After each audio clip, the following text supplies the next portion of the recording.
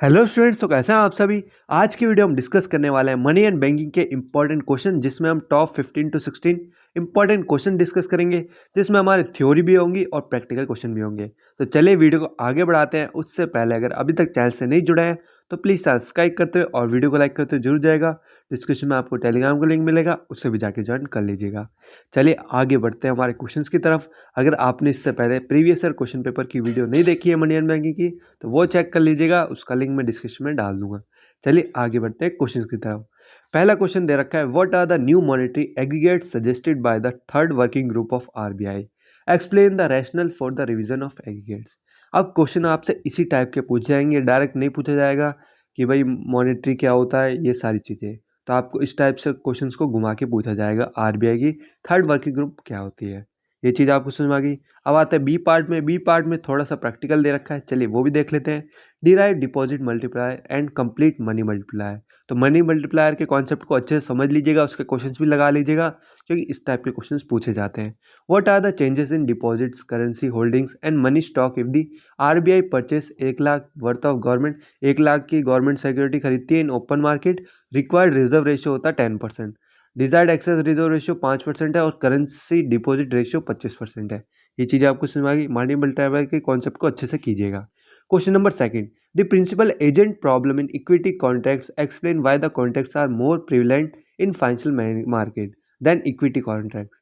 तो हमारे जो कॉन्ट्रैक्ट्स, इक्विटी कॉन्ट्रैक्ट्स होते हैं, वो क्या कहते हैं, फाइनेंशियल मार्केटिंग से ज़्यादा अच्छे क्यों होते हैं, इसमें ये बताना है। दस the solve the moral hazard problem, तो इसको इसके सारे कॉन्सिक्वेंस बतानी हमें। Discuss the causes and consequence of financial crisis, ये बताइए।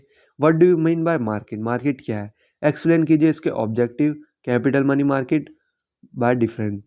Describe the Indian money market and explain it's merits and demerits, ये पता होनी चाहिए आपको। What do you mean capital market क्या होती है, ऊपर ही पूछ लिया। इन्फ्लेशन वाले कॉन्सेप्ट को अच्छे से कर लीजिएगा। सेंट्रल बैंक के सारे फंक्शंस सब कुछ आना चाहिए। बीओटी और बीओपी भी आना चाहिए, balance of payment, balance of trade. Describe exchange क्या होता है और इसके फॉरेन रेट क्या होते हैं। Describe various factors the bring change exchange. Question number 11 पे आते हैं। Better credit risk does not substitute poor credit risk when symmetric information exists, whereas honest borrowers subside dishonest borrowers when information is asymmetric। तो इस type से आपको statement based बहुत question पूछ जाएंगे, क्योंकि सोल के फेवरेट क्वेश्चन होते हैं।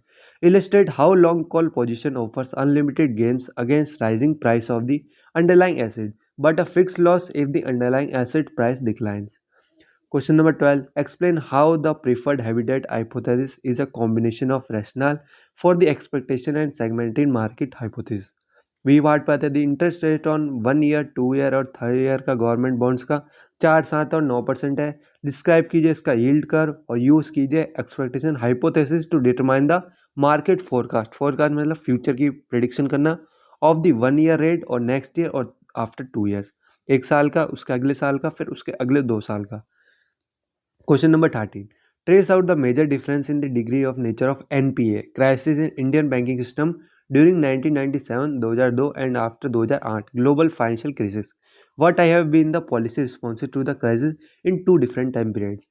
अब देखिए क्वेश्चंस आपको इसी टाइप के देखने को मिलेंगे, क्वेश्चंस घुमा के, तो आपको इनकी प्रैक्टिस कर लेनी है और इसके मिलते जुलते जो भी टॉपिक है उनको अच्छे से कवर कर लेना है। How have the adequacy norms changed in 7 recent years?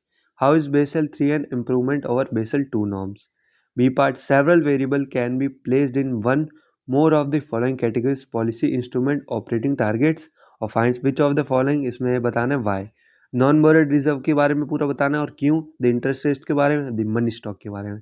Question number 15 पे आते हैं, what do understand by the unconventional monetary policy measures, under what circumstances are then used.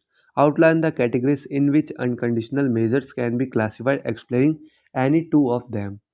Explain the process to make the money multiplier irrelevant to changes in statutory cash reserve requirement। Question number 16, last question आपको short note का ही मिलेगा।